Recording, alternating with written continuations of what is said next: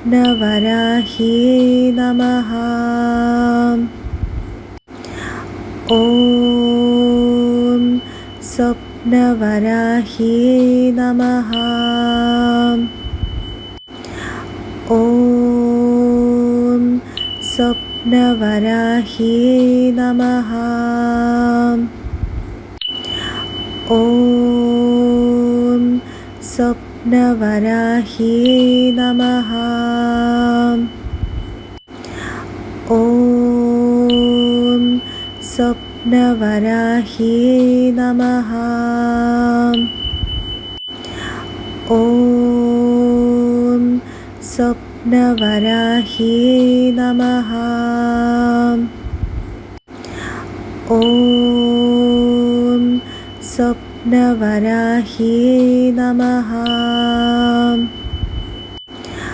ॐ स्वप्नवराह्यै नमः। ॐ स्वप्नवराह्यै नमः। ॐ स्वप्नवराह्यै नमः।